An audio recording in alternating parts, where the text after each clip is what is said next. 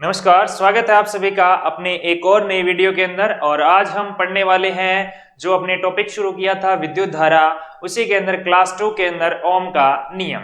ओम के नियम से कुछ बेसिक्स बातें पहले अपने जानेंगे, उसके बाद ओम का नियम शुरू करेंगे और ओम के नियम के बाद में अपने आगे प्रतिरोध और प्रतिरोधकता के बारे में जानकारी प्राप्त करेंगे और उनके ऊपर बनने वाले प्रश्नों की भी चर्चा करेंगे। तो शुरू करते हैं बिना किसी देरी के अपने इस क्लास को। तो देखिए, सबसे पहले अपने को देखना है जो अपने कुछ प्रतीक जो है अपने लास्ट क्लास के अंदर चर्चा की थी कि आपके विद्युत परिपथ किसे कहते हैं। क्या चर्चा की थी अपने? विद्युत परिपथ, यानी कि इंग्लिश मीडियम वाले बोल सकते हैं कि सर हमें आपने बताया था कि इलेक्ट्रिक सर्किट क्या होता है। इलेक्ट्रिक सर्किट क्या होता है, ठीक है ना। तो इलेक्ट्रिक सर्किट क्या था? विद्युत धारा के बंद पथ को या बंद मार्ग को ही क्या कहते हैं? अपने विद्युत परिपथ कहते हैं, जिसके अंदर बहुत सारी विद्युत युक्तियां जुड़ी हुई होती है, यानी इलेक्ट्रिकल डिवाइसेस जो है वो ज्वाइंट होती है। अब यहां पर बात करें कुछ सामान्य प्रतीकों के बारे में, तो जो इंपॉर्टेंट है उनके ऊपर मैं टिक भी लगा दूंगा। यहाँ पे मैंने बहुत सारे जो आपके प्रतीक लिए हैं, इनको मैं थोड़ा जूम कर देता हूं ताकि आपको अच्छे से दिखाई दे। तो सबसे पहले जो आपके पास में प्रतीक है, ये लिखा हुआ है स्विच। क्या है? स्विच। तो स्विच जो है वो आपके इस तरह से है, जो आपका स्विच है उसका जो सिंबल है वो कुछ इस तरह से होता है। और ये जो स्विच है आपका ऑफ स्विच है। कैसा है ये? Off switch. अगर ऑन स्विच को शो करना है तो आप किस तरह से शो करेंगे? इस तरह से आपको बना होगा और इसके ऊपर ये बना सकते हैं। इसके अलावा स्विच को दिखाने का ये तरीका भी आप जानते हैं, ये ऑफ स्विच हो गया और ये जो स्विच है इसके अंदर डॉट लगा दें, कुंजी लगा दें, तो ये की लगा दें तो ये आपकी ऑन हो जाएगी, ठीक है ना। उसके बाद में सेल।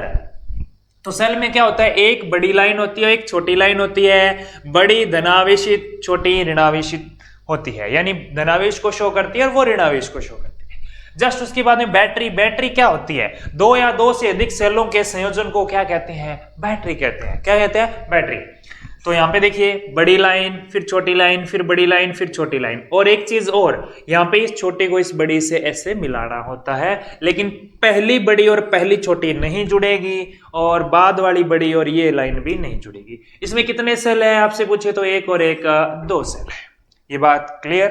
नेक्स्ट जो सिंबल दिख रहा है वो आपको दिखाई दे रहा होगा, ये है DC power supply.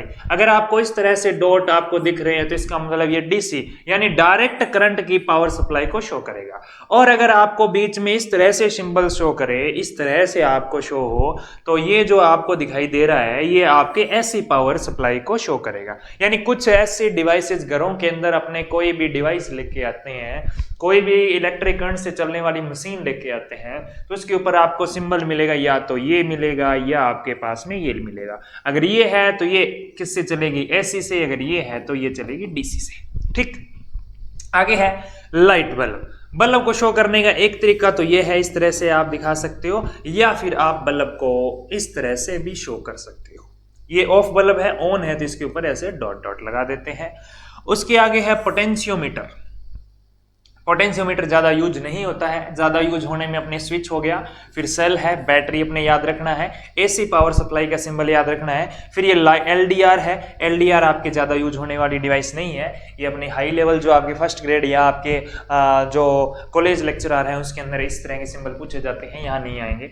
Wire join. Wire join की है तो आप वायर ज्वाइन को इस तरह से शो करोगे। उसके बाद है वायर क्रॉस की है तो आप इस तरह से नहीं दिखाओगे। ये तरीका क्या है जी? गलत है। इसको सही कैसे? एक लाइन ऐसे और एक इसके ऊपर से इस तरह से जानी चाहिए। अगला है फिक्स्ड रेजिस्टेंस। अब रेजिस्टेंस दो टाइप के होते हैं साथियों, प्रतिरोध जो है दो टाइप के होते हैं। एक तो होते हैं फिक्स, फिक्स का मतलब स्थाई, और एक होते हैं अस्थाई। स्थाई तो वो हो गए जिनका मान फिक्स है, और अस्थाई वो हो गए जिनका मान फिक्स नहीं है, जिनको कम ज्यादा कर सकते हैं। प्रतिरोध होता क्या है ये चर्चा करेंगे थोड़ी देर बाद, ठीक है। ओके, लास्ट तक जरूर देखना इस क्लास को, आप प्रतिरोध के बारे में जानेंगे और आप ऐसी ऐसी बातें जानेंगे जो आपने आज तक नहीं पढ़ी होगी, है ना। कुछ नई बातें अपने जानने को मिलेगी, जहां से प्रश्न भी पूछा जाता है। आगे है वेरिएबल रेजिस्टेंस, जिसको रियोस्टाट कहते हैं या क्या कहते हैं, धारा नियंत्रक। आपने नाम सुना होगा, बहुत नाम सुना होगा, 12th में प्रैक्टिकल में यूज हुआ होगा। धारा नियंत्रक जो कि इस तरह से होता है और इसके ऊपर इस तरह से एरो भी लगा होता है, इसका मतलब ये वेरिएबल है, कम ज्यादा कर सकते हैं इसको। आगे है फ्यूज। ये क्या है? फ्यूज। आगे है कॉइल ऑफ वायर। ये क्या है आपकी, इस तरह से अगर शो की है तो कोइल है। फिर है ट्रांसफार्मर, ये जो सिंबल है ये ट्रांसफार्मर का है। सेमीकंडक्टर डायोड है तो वो कुछ इस तरह से शो किया जाता है। उसके बाद में सिंबल आ जाता है जी गैल्वेनोमीटर जी। अब गैल्वेनोमीटर का काम क्या होता है बता देता हूं, ये धारा का मान प्लस में दिशा को शो करता है। धारा का मान और दिशा दोनों एक साथ देखनी है तो आप गैल्वेनोमीटर का यूज करेंगे। आगे है अमीटर, ठीक है, ये क्या मापता है, केवल धारा का मान जो है उसको मापता है। फिर है वोल्ट मीटर आपके, जो कि विभवांतर मापता है। अगर आपसे प्रश्न पूछे विभवांतर मापने की यंत्र या जो डिवाइस है वो कौन सी है, तो आप कहोगे वोल्ट मीटर है। याद रखने में कोई दिक्कत नहीं है।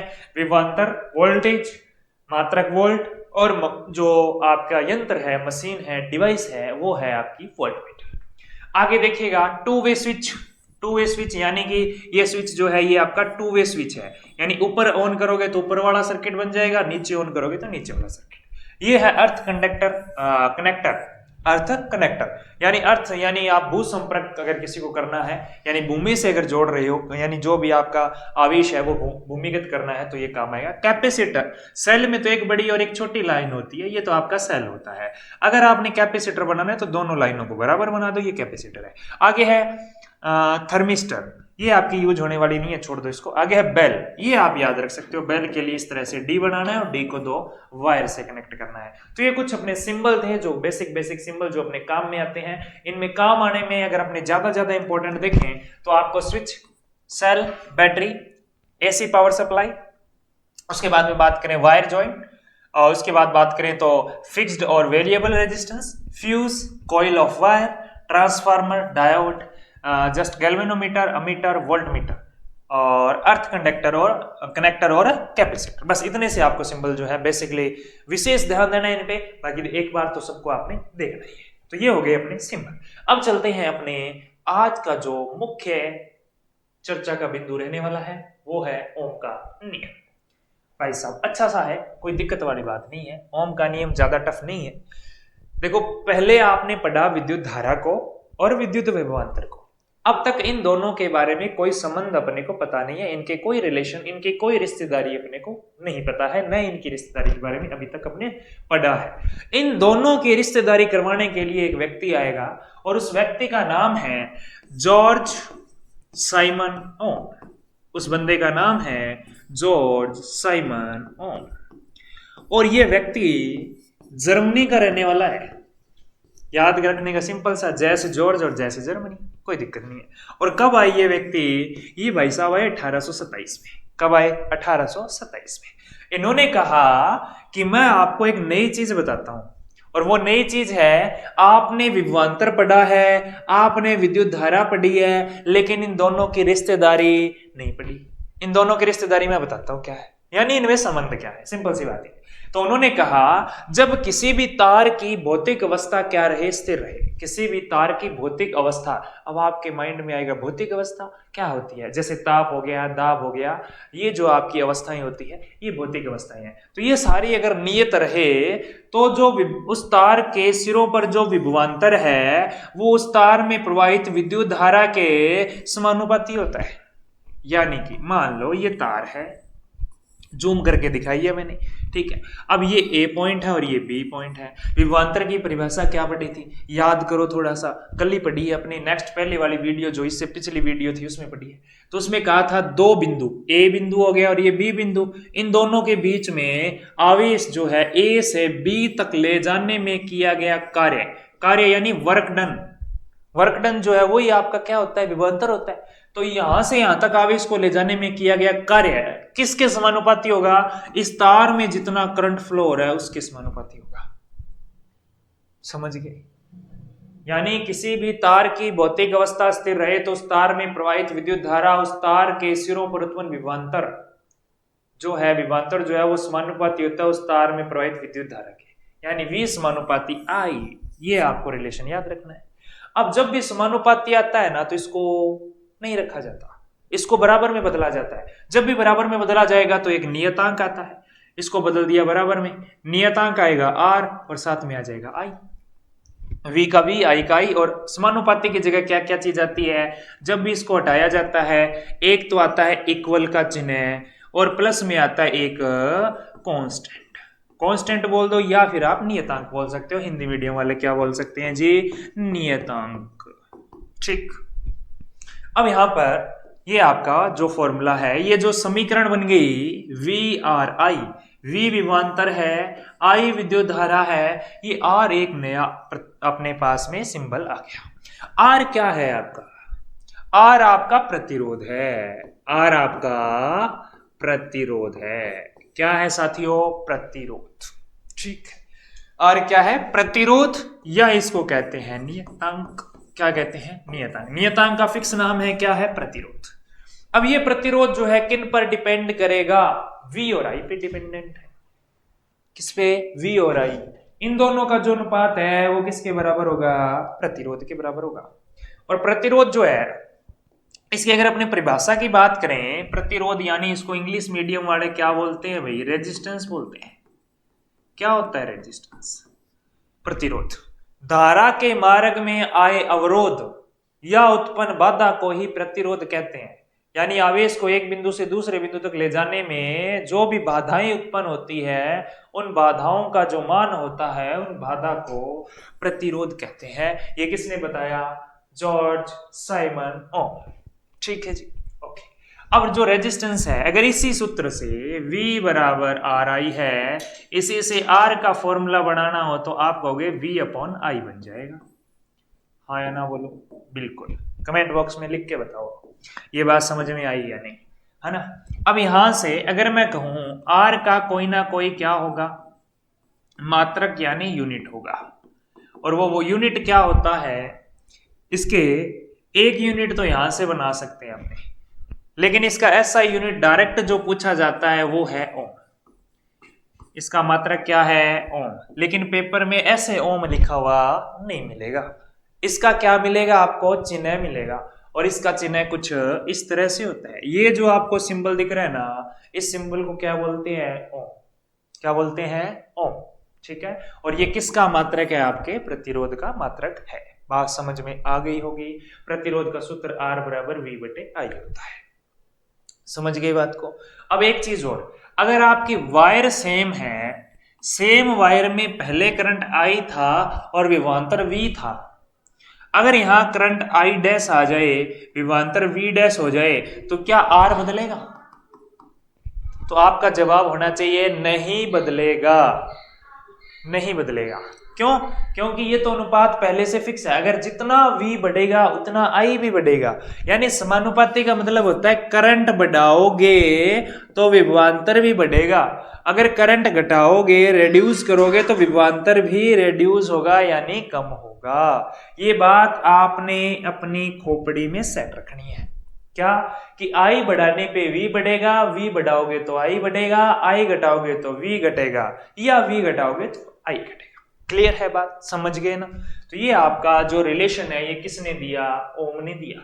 और इनका जो सर्किट डायग्राम है वो आपके सामने बना हुआ है।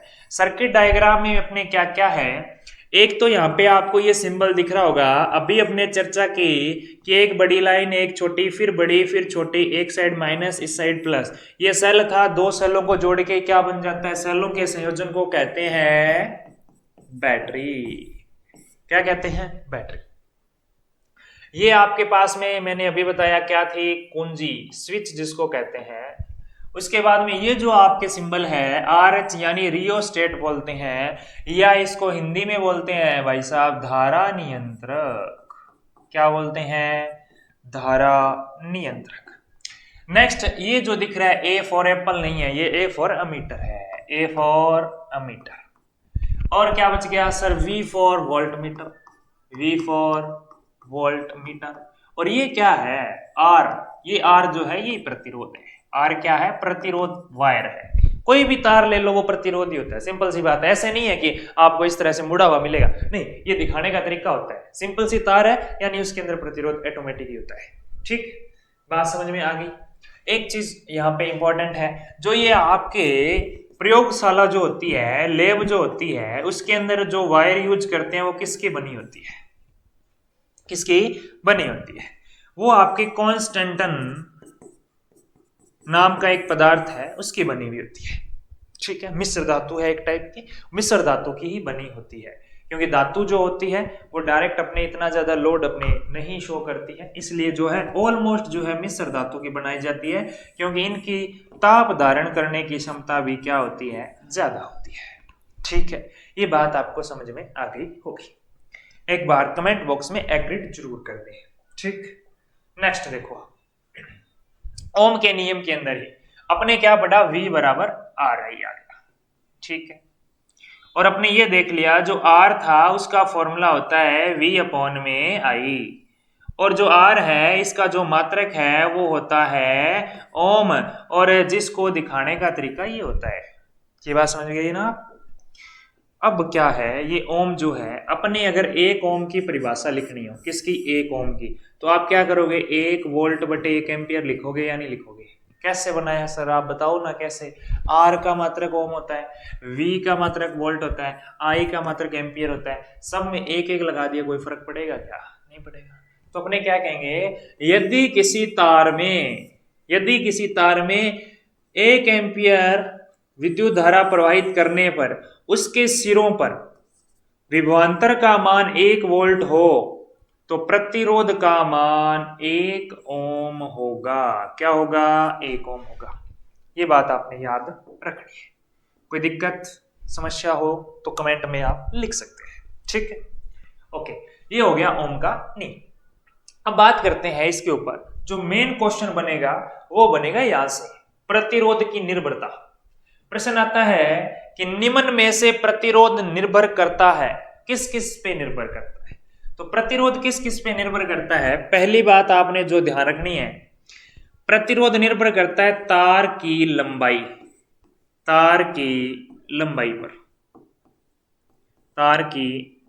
पर।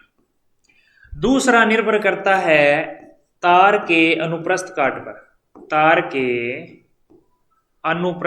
पर।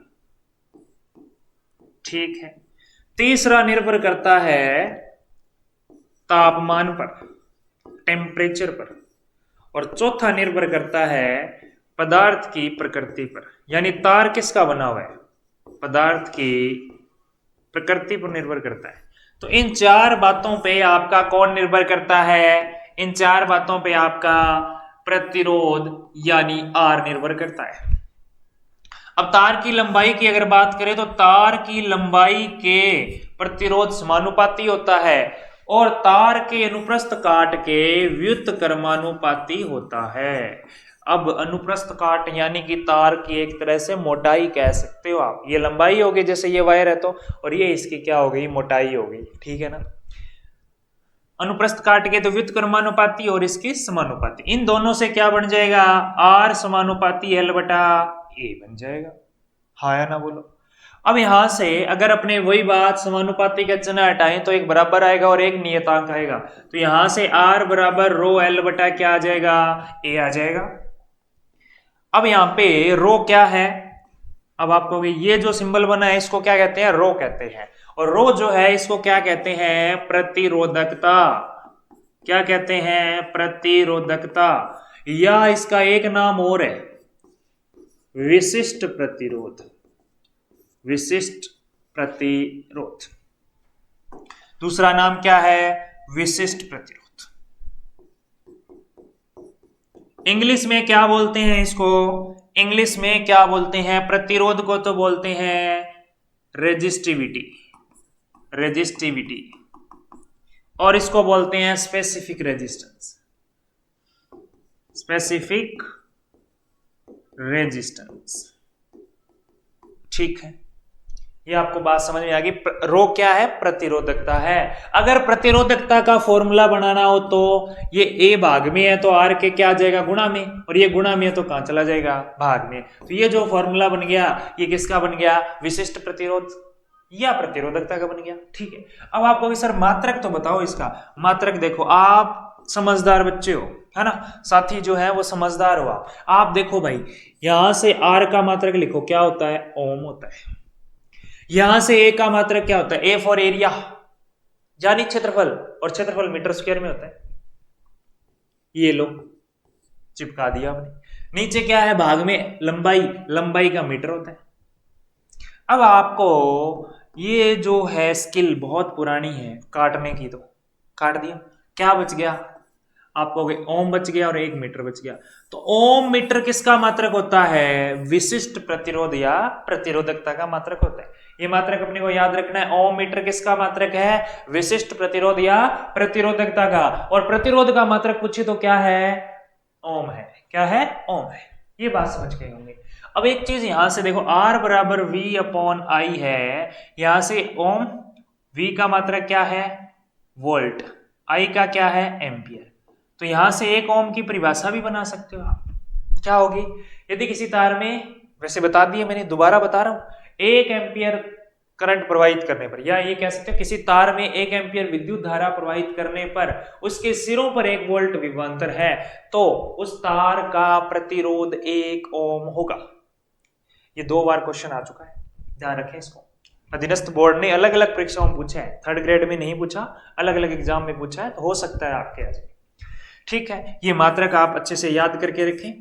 ठीक, किन किन बातों पे निर्भर करता है, ये बातें भी अपने को याद रखनी पड़ेगी। क्लियर है, कोई दिक्कत। अब एक चीज और याद रखो, जिस वायर की प्रतिरोधकता, जिस वायर की प्रतिरोधकता ज्यादा है उसका प्रतिरोध क्या होगा, कम होगा या ज्यादा होगा। इसको आप कंपेयर कर सकते हो, डायरेक्ट रट्टा मारने वाली चीज नहीं है, समझने वाली चीज है। सूत्र आता है ना अपने को, रो बराबर आर ए बटा एल। यहां से आप डायरेक्ट देखो, रो और इधर क्या है आर, आर का मान बढ़ाओगे तो रो का मान भी बढ़ेगा या घटेगा, बढ़ेगा ना भाई। इन दोनों को कांस्टेंट रख ले, अपने नियत रख ले, तो इसका मान बढ़ाने पे इसका मान बढ़ेगा। ठीक है, बढ़ेगा, इसका मतलब प्रतिरोधकता बढ़ाने पे आर का मान भी बढ़ता है, आर का मान बढ़ता है, और आई का मान घटता है, क्योंकि प्रतिरोध तो बाधा है, और बाधा ज्यादा होगी तो करंट कम होगा, याद रखिए। अगली बात, इसका मान कम तो इसका मान भी कम, और इसका मान ज्यादा। अब आप बताओ, उच्च करंट, या ये कह सकते हो अधिक करंट को सप्लाई करने के लिए, या बिना बाधा के तो पॉसिबल नहीं है, लेकिन कम से कम न्यूनतम बाधा के साथ करंट को प्रवाहित करना है, तो आप कैसी वायर जो है यूज करोगे, उसकी प्रतिरोधकता उच्च होनी चाहिए या प्रतिरोधकता निम्न होनी चाहिए। तो आपका जवाब होगा प्रतिरोधकता उसकी क्या होनी चाहिए, निम्न होनी चाहिए। किसके लिए, निम्न प्रतिरोध के लिए, निम्न प्रतिरोध के लिए। ठीक है, और क्या याद रखना है, एक चीज और याद रखनी है, विद्युत धारा के प्रवाह के लिए सबसे बेस्ट जो चालक है, बेस्ट चालक का मतलब जिनका प्रतिरोधकता क्या हो, कम हो, वो है चांदी। नंबर 1 पे कौन आएगा, चांदी आएगा, सिल्वर आएगा। उसके बाद में कौन आता है, आपके तांबा आता है। अब भाई साहब आप कहोगे प्रतिरोध तो इसका कम है, करंट इजीली पास होगा, लेकिन क्या सभी चांदी की तारे बनाने लग जाएं तो क्या अपने घरों में फिटिंग करवा लेंगे, नहीं करवा सकते, है ना, थोड़ा कॉस्टली होता है, इसलिए उससे थोड़ा सा नीचे वाला कौन है, तांबा। तो आपसे कई बार ये प्रश्न भी पूछा जाता है, देखो कंपटीशन में नहीं आएगा ये, क्योंकि आपने कोई ऐसे है नहीं, सब्जेक्टिव एग्जाम नहीं है, ऑब्जेक्टिव एग्जाम होता है, लेकिन वैसे नॉलेज के लिए याद रख सकते हैं कि जो आपके घरों में फिटिंग जो करते हैं, यानी कि विद्युत जो तारें उपयोग में लेते हैं, वो तांबे की क्यों बनाई जाती है, क्योंकि उनका प्रतिरोधकता जो है, विशिष्ट प्रतिरोध जो है, या स्पेसिफिक रेजिस्टेंस जो है, रेजिस्टिविटी जो है, वो क्या होती है, न्यून होती है, कम होती है, और उनमें करंट जो है वो अच्छी तरह से प्रवाहित हो जाता है। इसीलिए अपने क्या करते हैं, तांबे की तारें उपयोग में लेते हैं। बात समझ गए होंगे। तो ये जो था ओम का नियम और प्रतिरोधकता की निर्भरता आपने देख ली। अब प्रतिरोधकता की निर्भरता तो देख ली, यहां से एक अच्छा सा क्वेश्चन बनता है सर, वो देखिएगा, रो बराबर क्या होता है, आर ए बटा एल। इसी कंसेप्ट पे बनने वाला एक अच्छा सा प्रश्न आपके स्क्रीन पे अभी अपने लिखने वाले हैं। तो देखो क्वेश्चन क्या है, एल लंबाई व ए अनुप्रस्थ काट ए अनुप्रस्थ काट की तार का प्रतिरोध 4 ओम है। यदि लंबाई दुगनी और अनुप्रस्थ काट आधा कर दें तो तार का प्रतिरोध क्या होगा?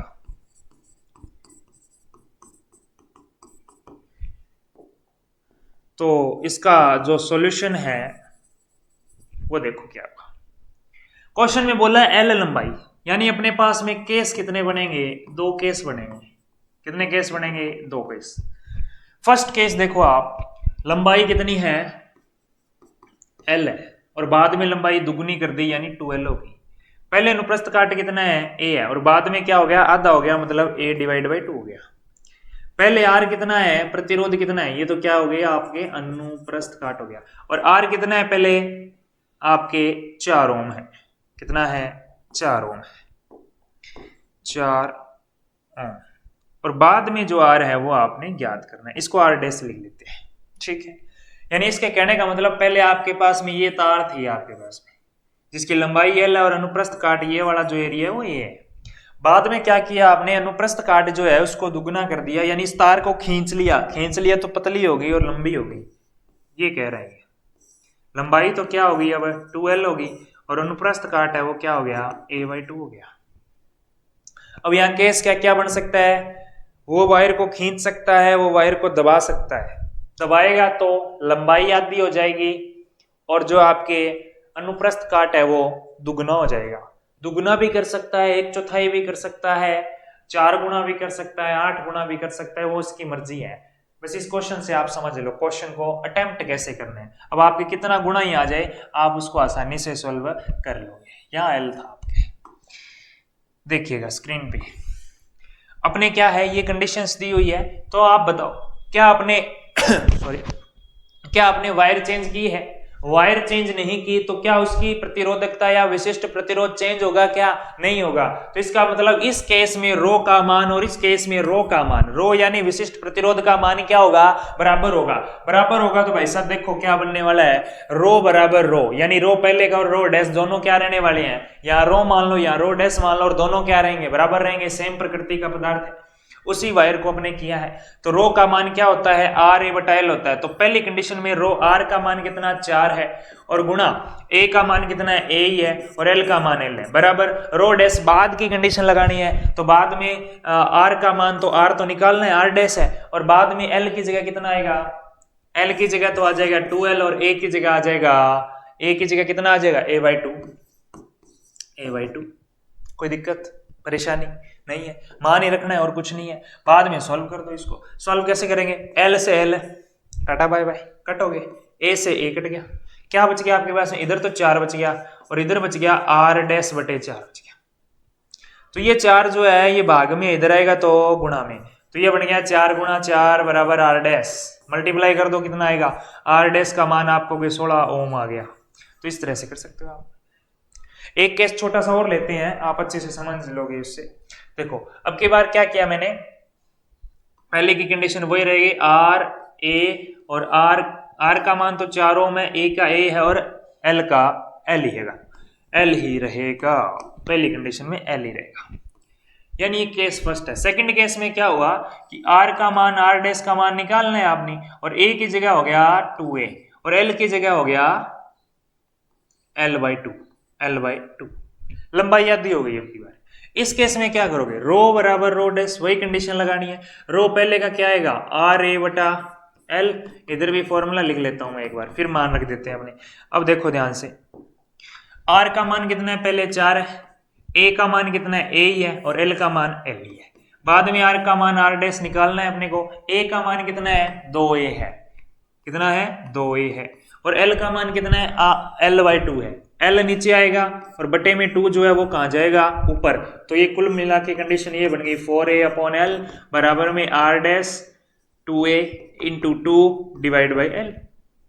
जो कट रहे हैं उनको काट दो, बाकी को सॉल्व कर लो।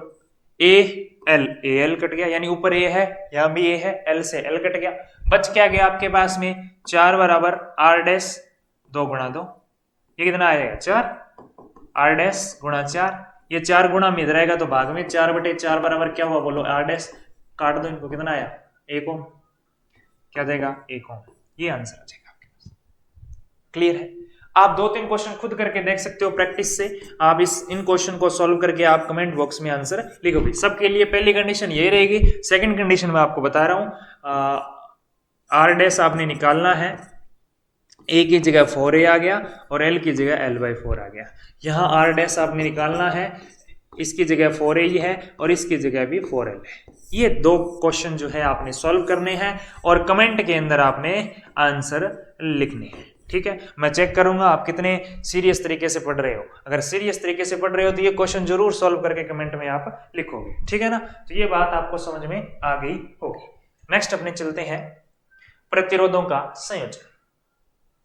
अब प्रतिरोध जो है उसका संयोजन 2 तरीकों से किया जाता है। प्रतिरोध जो का मतलब सीधे सा होता है कि तार होती है एक, उस तार को प्रतिरोध बोलते हैं। तो तार को एक तो सीधा जोड़ सकते हैं, एक के बाद दूसरी, दूसरी के बाद तीसरी, तीसरी के बाद चौथी, जैसे रेल की डिब्बे जुड़े हुए होते हैं उस तरह से जोड़ सकते हैं। तो इस तरह से अगर जोड़ते हैं तो वो श्रेणी बन जाती है, एक सीरीज बन जाती है, एक लाइन बन जाती है, इसको बोलते हैं श्रेणी क्रम संयोजन यानी सीरीज कॉम्बिनेशन। श्रेणी क्रम संयोजन यानी कि सीरीज कॉम्बिनेशन बोलते हैं भाई साहब, इसको क्या बोलते हैं सीरीज कॉम्बिनेशन।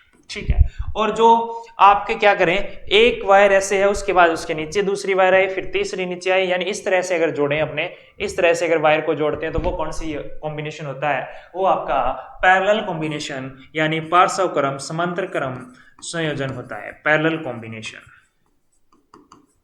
दूसरा कौन सा होता है पैरेलल कॉम्बिनेशन, जैसे एक ये रहा वायर आपके पास में, फिर दूसरा वायर आ गया, फिर तीसरा वायर आ गया, इस तरह से जुड़ा हुआ तो वो सीरीज कॉम्बिनेशन है। और अगर आपके पहली वायर, दूसरी वायर, तीसरी वायर, तीनों का एक पॉइंट पहले सिरे पे और दूसरा पॉइंट दूसरे सिरे पे इस तरह से जुड़ा हुआ है तो वो पार्श्व क्रम या पैरेलल कॉम्बिनेशन होता है। ठीक है ना, बात समझ में आ गई, सीरीज क्या है और पैरेलल क्या है। अब यहाँ पे एक बात ध्यान रखने वाली ये है कि आपके जो श्रेणी क्रम संयोजन है, यहां से मान लो करंट जो है किधर जाता है, करंट की दिशा यानी धारा की दिशा हमेशा प्लस से कहां होती है, माइनस की ओर होती है। ये बात याद रखना, धारा की दिशा प्लस से माइनस, ये किसकी दिशा है, आई की दिशा है। अगर आपसे पूछे माइनस से प्लस किसकी दिशा होती है तो आप बोलना सर इलेक्ट्रॉनों की दिशा होती है। किसकी होती है, इलेक्ट्रॉनों की दिशा होती है, और ये विद्युत धारा की दिशा होती है। ये बात आप याद रखोगे। ठीक है, अब यहाँ पे अगर अपनी दूसरी जो बात देखनी है वो ये है कि श्रेणी क्रम संयोजन में सभी जितनी तारें हैं सब में आई का मान, इसकी बात कर रहा हूं, आई का मान क्या रहेगा, समान रहेगा, एक जैसा रहेगा। यानी कि सभी प्रतिरोधों में धारा का मान सेम रहेगा, लेकिन प्रतिरोध देखो इसका पहला सिरा ये, दूसरा ये, तो यहाँ पे वोल्टेज V1 रहेगी और दूसरे के लिए वोल्टेज V2 रहेगी, तीसरे के लिए वोल्टेज V3 रहेगी। यानी तीनों प्रतिरोधों का प्रारंभिक और अंतिम, पहला सिरा और दूसरा सिरा अलग अलग है, इसलिए सबकी वोल्टेज क्या रहेगी साथियों, अलग रहेगी, लेकिन धारा का मान क्या रहने वाला है, सेम रहने वाला है। यानी I समान है, V क्या होता है, भिन्न भिन्न होता है, डिफरेंट डिफरेंट होता है। किस कॉम्बिनेशन में, श्रेणी क्रम से होता है। ये भी पूछा जा चुका है, याद रखना है। और श्रेणी क्रम संयोजन में जो प्रतिरोध है उनका कुल प्रतिरोध जो होता है उसका जो फॉर्मूला आपने याद रखना है, डेरिवेशन अपने को करने की जरूरत नहीं है। ठीक है, तो डायरेक्ट याद रखें, आर टोटल जो है वो होता है R1 प्लस में R2 प्लस में R3 प्लस में डैश डैश, जितने प्रतिरोध हैं सबका सिर्फ जोड़ करना है, सामान्य जो बीजगणितीय योग होता है वही करना है, और वो बीजगणितीय योग ही उनका टोटल जो है वो शो करेगा। इसका एक एग्जांपल भी अभी अपने देखने वाले, एक बार दूसरे को और समझ लेते हैं। देखो नेक्स्ट जो है अपने पास में पार्श्व क्रम संयोजन है, यानी कि समांतर क्रम इसको कहा जाता है, जिसमें सभी का एक सिरा एक बिंदु पर और दूसरा सिरा दूसरे बिंदु पर होता है।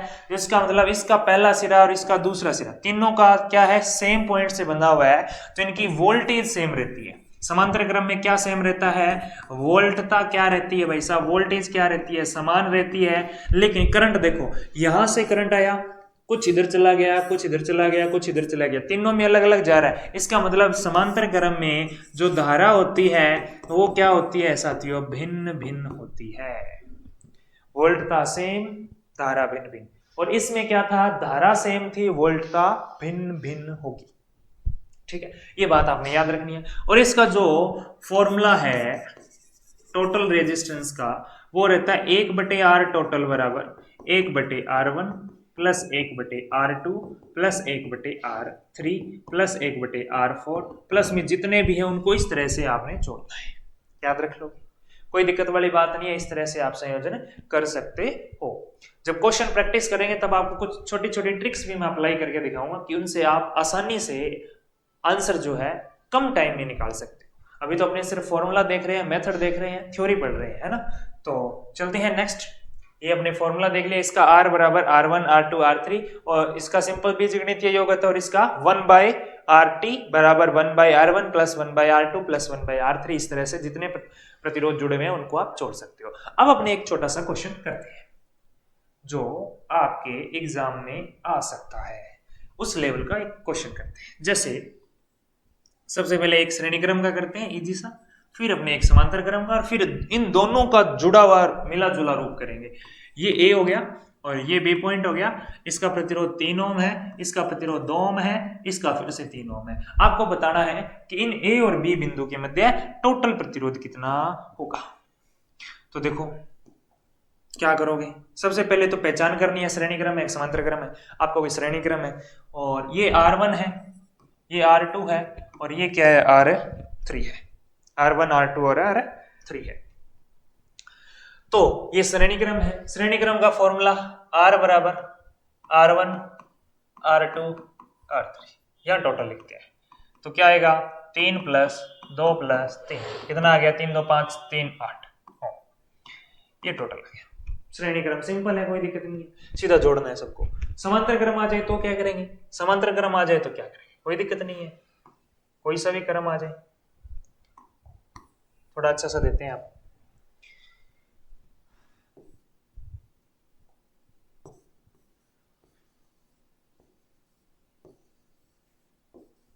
ये मान लो आपके 3 ओम है, ये आपका मान लो 6 ओम है और ये मान लो आपका 2 ओम है, और ये ए पॉइंट हो गया और ये आपका बी पॉइंट हो गया।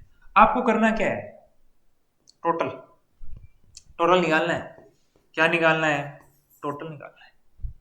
कैसे निकालोगे, आप कहोगे सर हमें फॉर्मूला पता है 1/R टोटल बराबर 1/R1 plus 1/R2 plus 1/R3, यही होता है। वैल्यू पुट कर दो और क्या है, क्या करना है, वैल्यू पुट करना है। 3 6 2, नेक्स्ट स्लाइड पे चलते हैं, यहां करेंगे वैल्यू पुट। तो 1/RT बराबर 1/2 प्लस 1/3 प्लस 1/6, यही आएगा ना, बोलो हाँ या ना। अब आपको सॉल्व करना तो आता ही है, बायो वाले थोड़ा सा ध्यान दे लें। 2 3 और 6 का एलसीएम क्या आएगा, एलसीएम निकालने का सिंपल सा ट्रिक है, वैसे रणजीत सर ने आपको शॉर्ट्स भी डाल रखा है। तो क्या करना है, सबसे बड़े नंबर को उठाना है। किसको उठाना है, सबसे बड़े नंबर को उठाना है। और बड़ा नंबर जो है अगर वो इन बाकी नंबरों से डिविजिबल है तो इसका मतलब वही आपका एलसीएम है। जैसे यहाँ सबसे बड़ा नंबर 6 है तो 6 में 2 का भी डिवाइड होता है और किसका डिवाइड होता है, 6 का डिवाइड भी होता है और 3 का डिवाइड भी होता है। तो एलसीएम कितना आ जाएगा, 6 आ जाएगा। अब 6 में 2 का भाग करोगे कितना आएगा 3, तो ऊपर लिख दो 3, यहाँ कितना आ जाएगा 2 और यहाँ आ जाएगा 1। अब क्या आएगा 1/R टोटल बराबर कितना आएगा 3 और 2 5 और 1 6/6, कितना आ गया 1। ये 1/R है, RT निकालोगे तो भी कितना आएगा 1 ओम ही आएगा, क्योंकि 1/1 पलटोगे तो भी 1 आएगा। बात समझ गए। मान लो 1/RT का मान आ जाता आपके पास में 1/4, तो RT का मान कितना हो जाता 4 ओम हो जाता, क्योंकि इसको भी पलटोगे आप और इसको भी पलटोगे तो उसके हिसाब से आप वैल्यू निकालोगे। तो कोई दिक्कत वाली बात नहीं है, टोटल प्रतिरोध भी आप निकाल सकते हो। अब एक क्वेश्चन अपने इन दोनों का कॉम्बिनेशन देख लेते हैं। क्या देख लेते हैं, इन दोनों का कॉम्बिनेशन देख लेते हैं। कॉम्बिनेशन देखो कैसे आएगा, मान लो इस तरह से आपको दे दिया, ये है 3 ओम, फिर दे दिया आपको यहाँ पे दे दिया आपको 2 ओम, फिर यहाँ दे दिया आपको 3 ओम, यहाँ आपके जोड़ दिया एक और 2 ओम, ये दे दिया। इसमें क्या करोगे, इसको कैसे सॉल्व करोगे? इसको सॉल्व करने का सिंपल सा है, पहले आप चेक करो कि कौन श्रेणी क्रम है और कौन समांतर क्रम है। चेक करने का तरीका क्या है, चेक करने का तरीका है कि आप यहां से धारा प्रवाहित करवा लो, चाहे इस दिशा से करवा लो चाहे इस दिशा से करवा लो, कोई दिक्कत नहीं है। जब तक धारा सेम रहेगी वो समान श्रेणी क्रम में रहेंगे, जब धारा अलग अलग होगी तब समांतर क्रम हो जाएगा। तो ये चला, इस पॉइंट पे आके इसमें धारा अलग और इसमें धारा क्या होगी जी, अलग होगी। तो इसका मतलब पहले इन दोनों को सॉल्व करते हैं, अपने इनको क्या बनाते हैं, अपने इनको श्रेणी क्रम में बनाते हैं। पहले इनको एक बनाते हैं, एक बनाएंगे तो ये सीधी एक लाइन में हो जाएगी, हाँ या ना, यस। तो देखो इनका करेंगे तो क्या आएगा, 1/r टोटल बराबर 1/2 प्लस 1/2 कितना आएगा, 1/r टोटल। वैसे 1/2 और 1/2 एक होता है, एलसीएम लेके करना है तो यहाँ 2 आ जाएगा और ऊपर आ जाएगा 1 + 1। 1/r टोटल बराबर कितना आएगा, 2/2। तो देखो r टोटल बराबर कितना आ गया, 1 ओम आ गया। तो इसका मान कितना आ गया, यानी इसको इस तरह से बना सकते हैं, ये 3 ओम है, इन दोनों का एक ही बन गया 1 ओम का, और ये कितना है 3 ओम है, ये बी पॉइंट है और ये आपका ए पॉइंट है। अब इनको जोड़ दो सीधा सीधा, 3 4 और 7, टोटल कितना आ गया, 7 ओम आ गया। चलो लेवल को थोड़ा सा और बढ़ाते हैं, लेवल को बढ़ा देते हैं। अब अगर मैं कहूं, अब आप कहोगे एकदम से लेवल बढ़ा दिया आपने, एकदम से नहीं बढ़ाया है। ये ए पॉइंट है आपका और ये पॉइंट आपका बी है। मेरे को ए और बी पॉइंट के बीच में टोटल प्रतिरोध चाहिए, कुल प्रतिरोध चाहिए। ये ए पॉइंट है और ये बी पॉइंट है। अब आप कहोगे इनका मान बताओ, तो इसका 2 ओम, इसका भी 2 ओम और इसका भी 2 ओम, सबका मान जो है 2 ओम है। इस केस में क्या करोगे आप, सबसे पहले वही धारा इस पॉइंट पे आने के बाद आधी धारा इधर चलेगी, आधी धारा इधर चलेगी, फिर ये पॉइंट आके और ये बी की ओर धारा लेके जानी है। इस ओर आने वाली धारा इस पॉइंट पे आने के बाद क्या कोई और रास्ता है क्या, नहीं, सिर्फ ये एक ही रास्ता है, यानी ये करंट इधर चला गया। तो इस 2 ओम में और इस 2 ओम में धारा का मान क्या है, सेम है। तो इसका मतलब ये दोनों कौन से क्रम में हो गए, श्रेणी क्रम में हो गए। तो इन दोनों का टोटल कितना हो गया, 4 ओम हो गया। वो तो अपना ऐसे ही पड़ा है एज इट इज, ये बी पॉइंट था और ये पॉइंट था ए, और इन दोनों का बन गया एक ही, सीधा ऐसे जोड़ दो चाहे। ये कितना बन गया, 2 और 2 कितना हो गया, 4 ओम हो गया। कितना हो गया, 4 ओम, 4 ओम हो गया, ठीक है। और ये कितना था, 2 ओम। अब देखो इन दोनों में धारा पैरेलल चल रही है, समांतर, तो ये दोनों कौन से क्रम में, समांतर क्रम में। तो क्या करोगे, 1/RT बराबर 1/4 प्लस में 1/2। एलसीएम कितना आएगा, बड़ा नंबर 4, 2 का भाग जा रहा है 4 ही आएगा, 4 में 4 का भाग दिया 1, 4 में 2 का भाग दिया 2, 2 एकम 2। तो इनसे क्या बनेगा, 1/RT, 2 और 1 3, 3/4, 3/4। तो उल्टा कर दो, RT बराबर 4/3।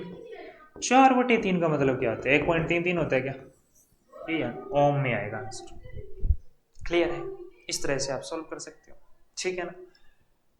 और भी 2-3 क्वेश्चन मैं आपको होमवर्क के लिए दे देता हूँ, हाँ प्रैक्टिस तो करोगे, मैंने आपको सिखाया है, इसको सॉल्व तो करके देखोगे और आंसर कमेंट बॉक्स में लिख देना, मैं आपको बता दूंगा सही है कि गलत है। तो देखो एक तो आप ये सॉल्व करोगे इजी सा, आप कहोगे ज्यादा इजी हो गया ये, पहले मैं बना लूं,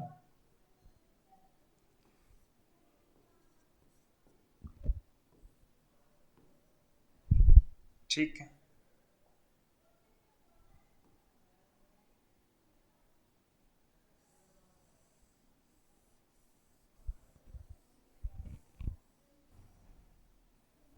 ये लो जी, अब अपने जोड़ देते हैं प्रतिरोध को, यहां आ गया, यहाँ आ गया, यहाँ आ गया, यहाँ आ गया, एक यहाँ आ गया, ठीक है। ये आपका हो गया 6 ओम, ये आपका हो गया 2 ओम, ये भी आपका हो गया 2 ओम, ये हो गया आपके 8 ओम, और ये हो गया आपके 4 ओम, और ये भी आपके हो गया 4 ओम। तो आपको ए व बी के मध्य, ए व बी के मध्य तुल्य प्रतिरोध निकालना है। तो तुल्य यानी इक्विवेलेंट, यानी टोटल रेजिस्टेंस जो है वो फाइंड आउट करना है।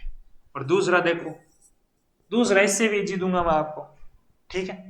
तो दूसरा क्वेश्चन देखो आप, दूसरा देखो आप इस तरह से है और ठीक है, ये पॉइंट हो गया आपका ए और ये पॉइंट हो गया आपका बी। यहाँ जुड़ा हुआ है रेजिस्टेंस, यहाँ जुड़ा हुआ है रेजिस्टेंस, यहाँ जुड़ा हुआ है और यहाँ जुड़ा हुआ है। ये 6 ओम है, ये 3 ओम है, ये 1 ओम है और ये भी 1 ओम है। क्लियर है ना? तो ये दोनों क्वेश्चन जो है ये आपने सॉल्व करके इनका आंसर जो है वो कमेंट बॉक्स में लिखना है। कहाँ लिखना है आपने? कमेंट बॉक्स में लिखना है। ठीक है, तो आज आपने सीखा ओम का नियम और प्रतिरोधों का संयोजन जो है वो किस तरह से करना है और उनसे बनने वाले क्वेश्चन जो है वो कैसे सॉल्व होते हैं। अगली जो वीडियो आएगी उसमें अपने चर्चा करेंगे जो विद्युत शक्ति है और जो विद्युत धारा का तापीय प्रभाव है उसके बारे में चर्चा करेंगे। अगली वीडियो बिल्कुल छोटी रहेगी, ज्यादा बड़ी वीडियो नहीं बनेगी, क्योंकि 2-3 टॉपिक रहे हैं छोटे छोटे और 2-3 उनके न्यूमेरिकल हैं। तो मिलेंगे नेक्स्ट वीडियो में, तब तक के लिए इजाजत, धन्यवाद।